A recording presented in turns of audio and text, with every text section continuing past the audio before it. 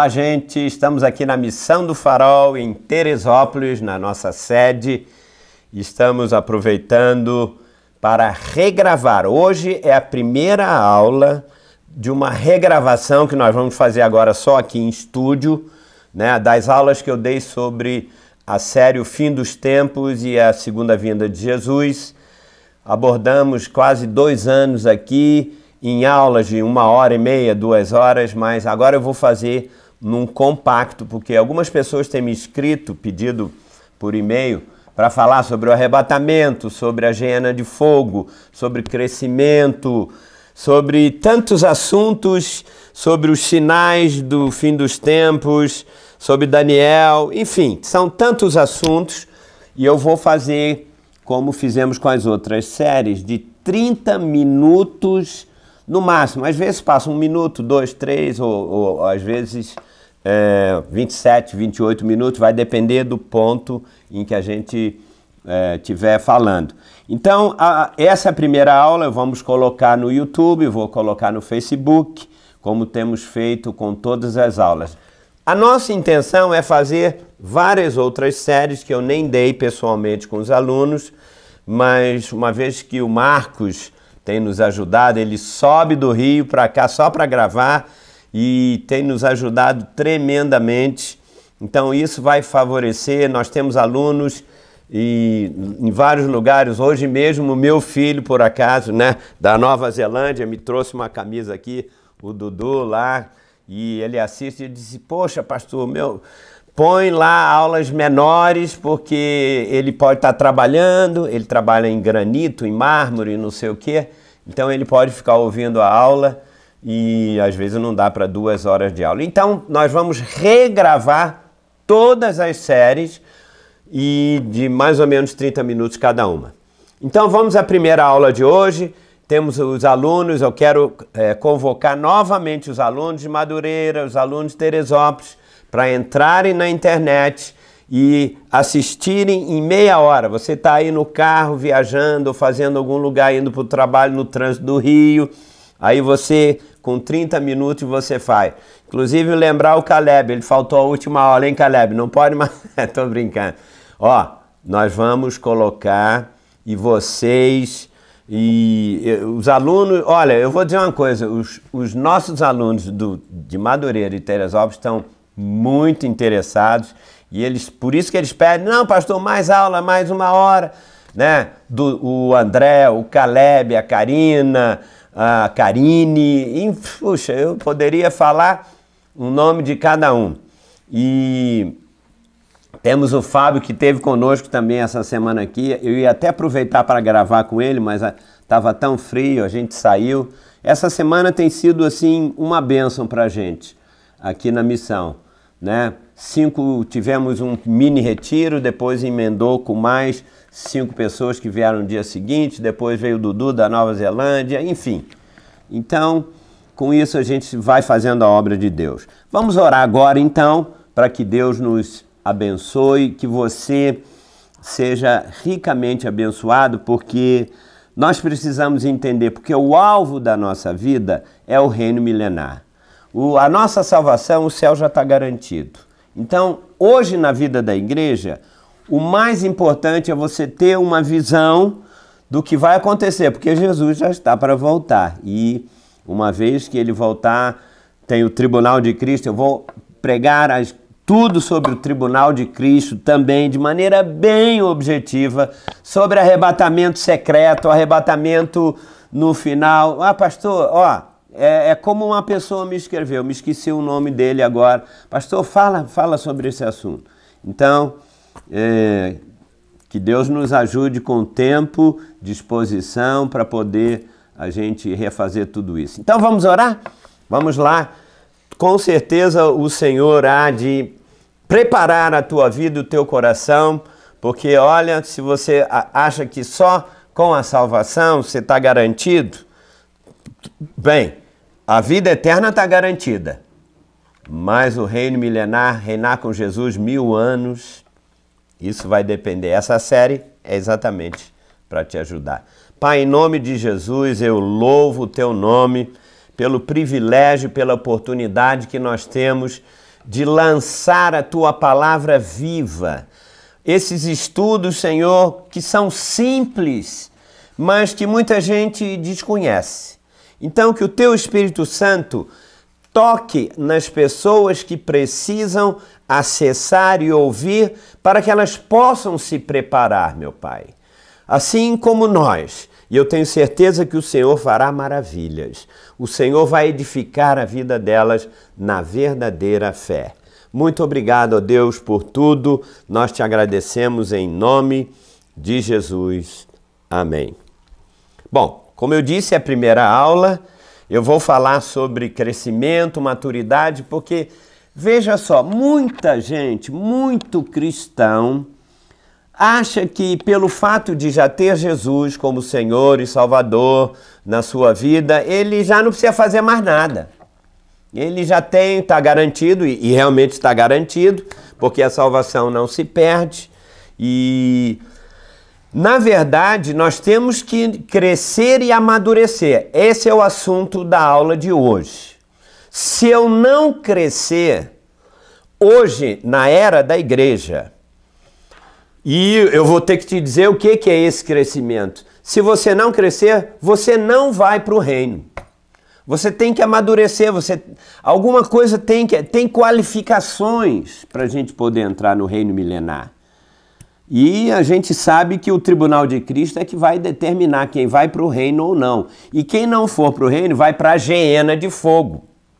Vai passar, bem, quando chegarmos na aula da geena você vai entender o que é. Eu quero dar o passo a passo, tá? Então a pergunta de hoje é o seguinte: será que você estará maduro na segunda volta de Jesus? Eu digo uma coisa, eu não tenho dúvida alguma que está muito perto de acontecer isso. Quando vier a colheita, a gente sabe que vai ter a colheita, e eu vou começar com esse ponto. Aliás, vou pedir, se você quiser abrir a Bíblia ou não, eu vou ler os textos, vou falar as referências. E em 1 Coríntios, capítulo 3, no capítulo 3, nós vamos ver aqui que Paulo compara a vida da igreja como uma lavoura. É isso que é interessante.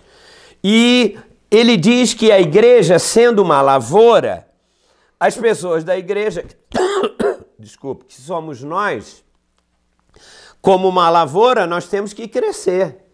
Você já recebeu como uma semente na lavoura, joga a semente do trigo lá, vamos falar assim, e ela foi jogada na terra e agora precisa crescer, amadurecer para que haja a colheita do trigo.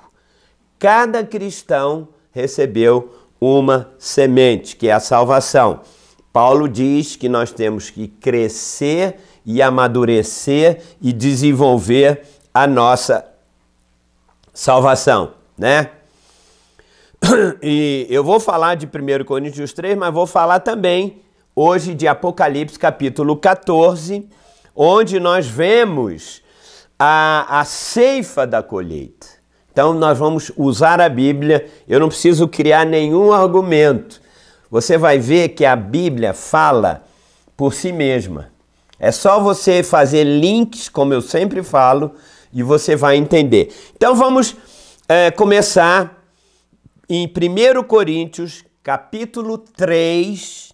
Eu vou ler do versículo 6 até o versículo 9. Eu já estou aqui com a minha Bíblia aberta. E veja só o pensamento de Paulo, de lavoura, de colheita, de plantação. E isso é muito importante, tá? Ah, não, mas eu já tenho Jesus e não preciso mais nada. Então vamos ver se você precisa ou não. Paulo diz assim: eu plantei, eu quem? Paulo, obviamente. E Apolo regou. Isso é a igreja é um lugar de plantação. Mas o crescimento veio de Deus. Paulo está dizendo aqui que tem que ter crescimento. Ele plantou e Apolo, que era um outro servo de Deus, regou, mas o crescimento veio de Deus. De modo que, continuando aqui a leitura, que nem o que planta é coisa alguma, ou seja, o importante não é quem planta e nem o que rega, ou seja, ele estava se referindo a ele e a Apolo. Ele disse, o mais importante não é isso, mas ele acrescenta e diz, mas Deus que dá o crescimento. Ora, o que planta e o que rega são um. Agora veja só, ele está falando de crescimento, de Apolo, que rega e tal. De repente, olha a ênfase que ele está dando do contexto. Isso aqui você tem que grifar aí na sua Bíblia. E cada um receberá o seu galardão. Ó, por que Paulo está falando agora de galardão? Será que ele entrou em outro assunto? Absolutamente not, como diz o americano. Ele disse, olha, quem não crescer suficientemente não vai receber o galardão. Olha só, então eu vou repetir. Cada um receberá o seu galardão segundo o seu próprio trabalho. Galardão depende do seu trabalho de crescer ou não. Qual é o trabalho? Tem que crescer. E ele conclui dizendo, porque de Deus somos cooperadores. Quem? Paulo, Apolo, todos os ministros são cooperadores para que Deus, né, venha e dê o crescimento. E ele diz aqui, ele usa até a expressão, olha o final do versículo 9, lavoura de Deus, edifício de Deus sois vós. A era da igreja é era de crescimento. Quem não crescer como uma lavoura, quando vier a colheita, o que vai acontecer? Quem não cresceu não vai participar da colheita. Então eu vou usar agora, eu vou explicando aos poucos. Hoje assim, vou falando um pouco por alto, mas na aula de hoje, na próxima aula também vai ser a mesma coisa. Você quer ver uma coisa? Apocalipse capítulo 14, versículo 14 a 16. Você vai ver como tem, como eu disse, fazendo o link você vai entender. Aqui fala exatamente da colheita.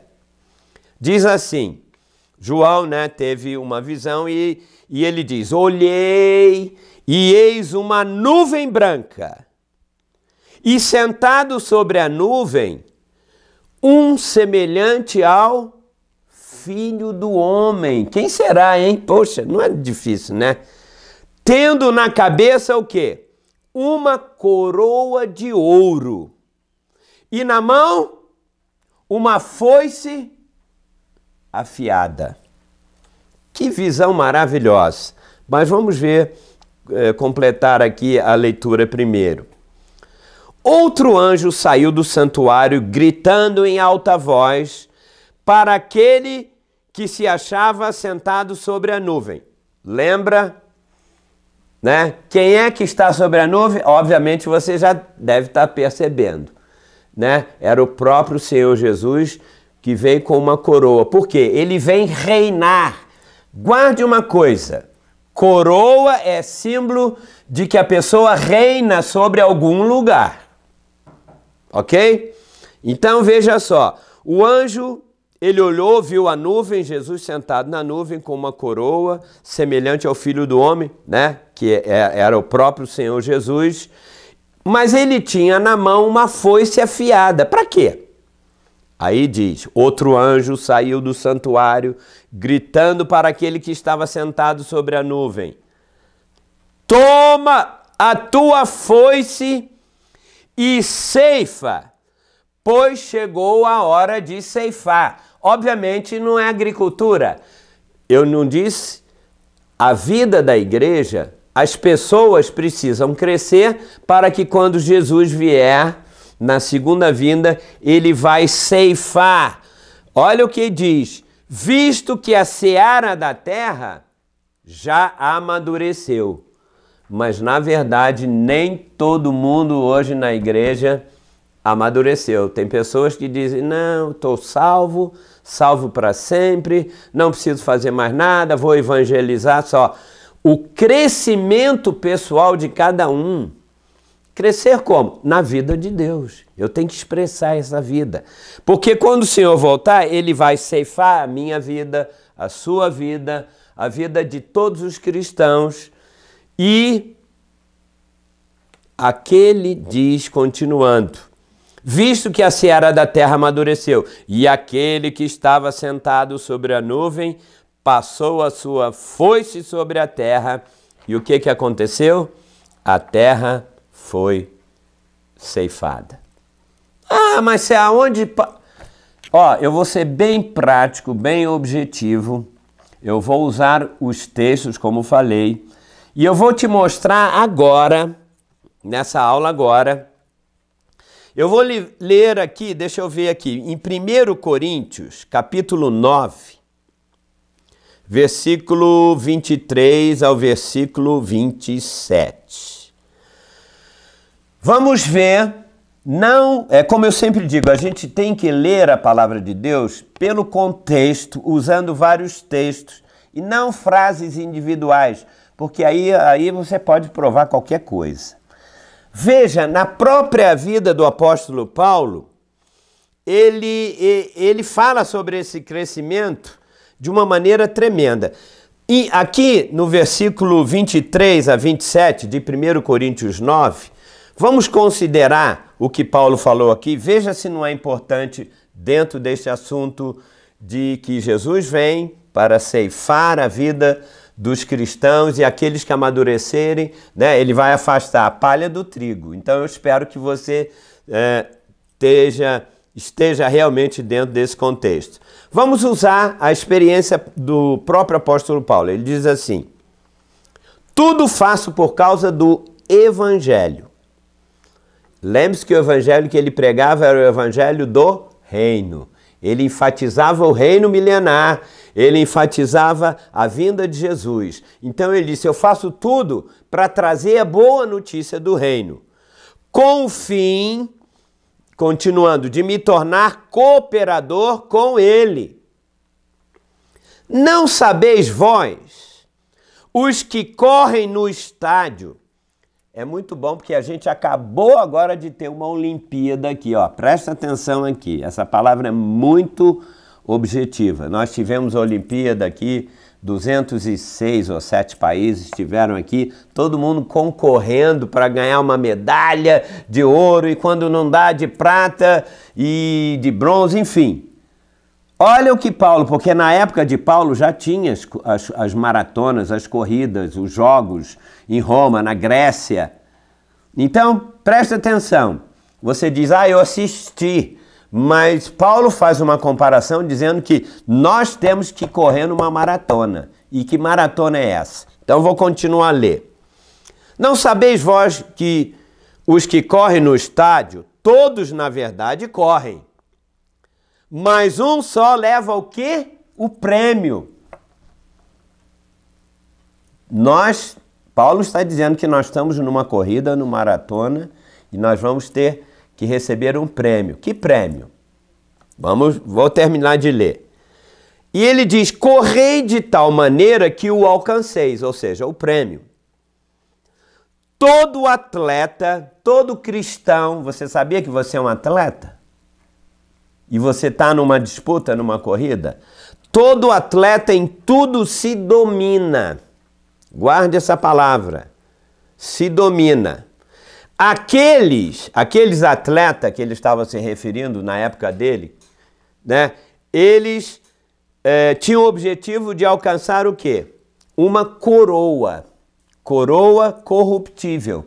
O prêmio naquela época não era medalha de ouro, nem prata, nem pedras preciosas. Eles recebiam como prêmio uma coroa de loiros.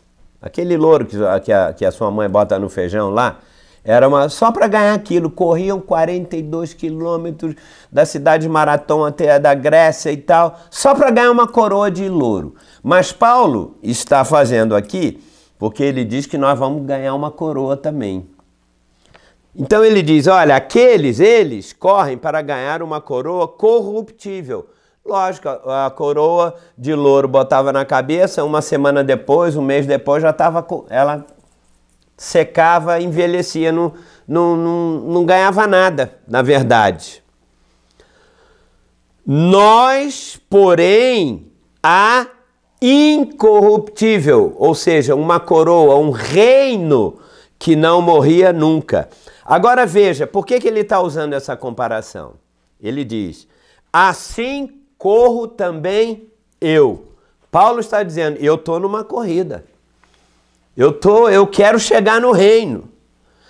E ele disse, eu também estou nessa corrida. Olha, se Paulo, que já era um apóstolo, já era salvo, ele não estava correndo em direção ao céu para manter a sua salvação. Não, eu corro também, não sem meta. Então qual é a meta dele? Qual é a sua meta?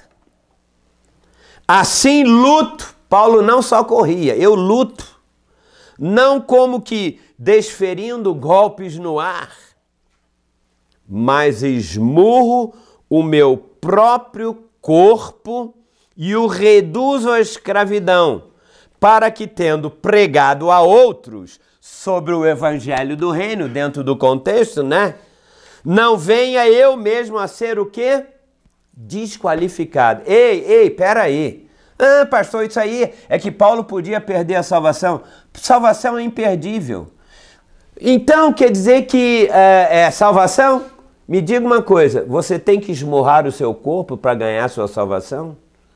Você tem que se dominar? Ei, fora do contexto. Não, o reino milenar é tomado por esforço. Jesus disse, aqueles que querem entrar no reino é tomado por esforço. Tem uma tradução que diz, é tomado por violência. E são poucos os que entram no reino, não na salvação. Calma, eu só estou falando assim, mas eu vou explicar isso em muitas aulas. Vou falar sobre o reino, diferença entre o reino, novo céu, nova terra.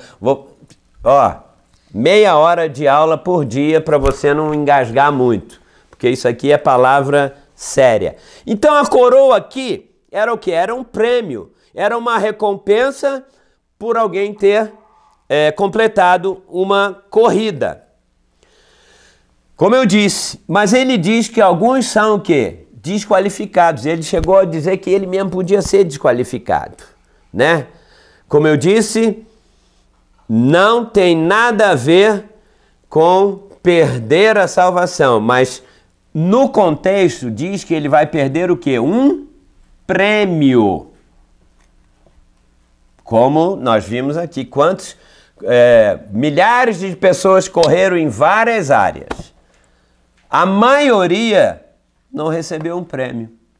Voltou logo para casa, com cara de tacho, né? Como a gente diz. Ah, nossa, e tal. Por quê? Ele não cresceu, não amadureceu, não se dominou, não esmurrou o corpo. Paulo está falando para cristão, ele não está aqui falando de maratona, não. Ele está comparando. Agora, veja só. Nós lemos 1 Coríntios 9, 23 a 27. Não tem 28. Na sequência, tem o versículo seguinte, é 1 Coríntios 10, não é isso? Se você ler, é porque, né, ele continua no mesmo pensamento. Então, em 1 Coríntios 10, logo o versículo seguinte, de 1 a 6, é a continuação desse versículo anterior aqui. Eu não sei quanto tempo a gente tem, eu não quero passar muito da hora não, mas eu vou ler o texto, você vai ver aqui que incrível, dentro do mesmo argumento, Paulo é a mesma coisa, ele não parou aqui, ele continua dizendo, ora, né? Ora, ou seja, eu já falei do crescimento, já falei da lavoura, já falei disso, ele disse, ora, o que eu quero dizer é o seguinte, ele poderia usar o argumento dele humano, mas ele disse, ora, aí ele foi, nesse versículo ele faz um resumo. Paulo usava a Bíblia, ele usava o Tanakh, o velho, as escrituras, porque ele não tinha Novo Testamento. Aliás, ele que escreveu a maioria das epístolas do Novo Testamento. Então ele tinha que buscar isso na própria Bíblia. Então vamos ler, olha só, esse texto é maravilhoso, eu vou ler, vou parar aqui, e na aula de amanhã eu já vou começar dissecando esse texto. Então vamos ler. Ora, irmãos, não quero que ignoreis que nossos pais estiveram todos sob a nuvem. Paulo é de um argumento espiritual tremendo.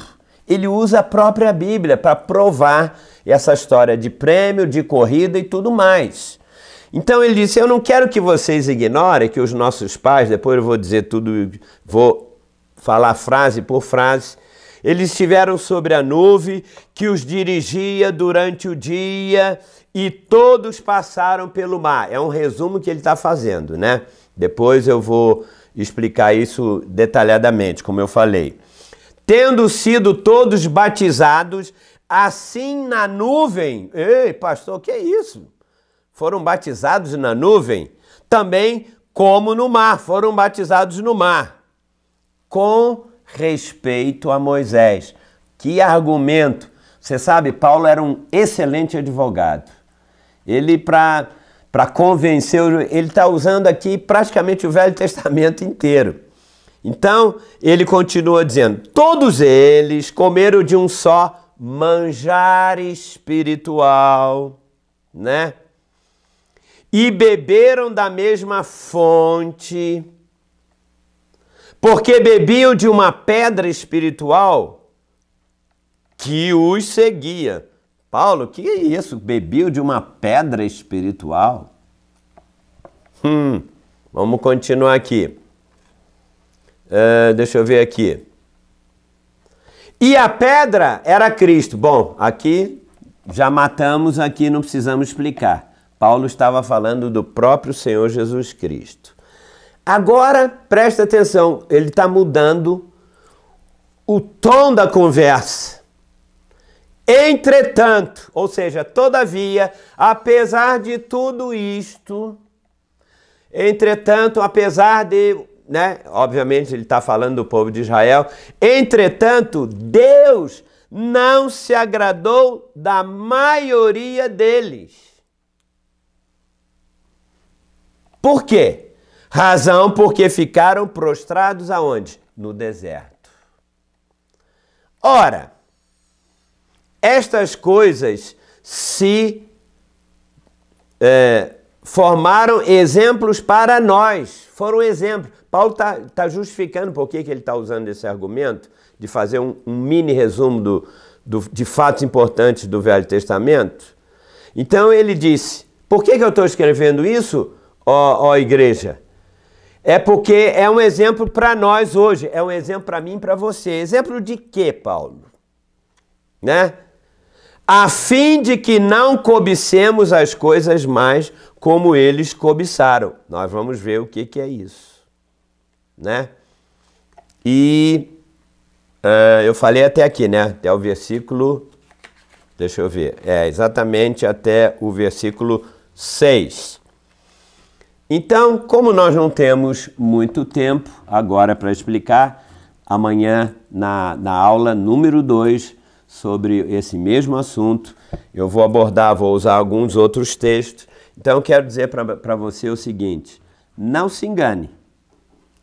Salvação foi Deus que deu, de graça, não se perde, e eu vou mostrar algumas aulas depois esse fato, não é agora o momento. Mas o reino de Deus, ele é conquistado. Lembra o texto que nós usamos no início? Cada um receberá o galardão ou não. Eu tenho que esmurrar o corpo.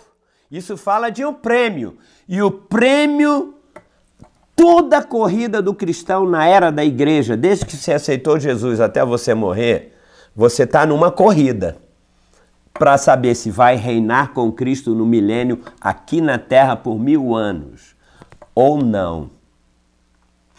E só quem se domina, como diz o texto, e amanhã eu vou explicar melhor. Então, essa foi a primeira aula da nova série que estamos regravando sobre o fim dos tempos, o reino milenar, arrebatamento e tal, e esses assuntos. Então amanhã nós vamos continuar sobre isso. Então um grande abraço e a gente volta amanhã. Um abraço Em nome de Jesus, compartilhe essa aula com outras pessoas, no Facebook, no YouTube, no Blogger e tal, e aos pouquinhos a gente vai dando os anúncios. Um beijo, um abraço, que Deus abençoe você abundantemente. Tchau.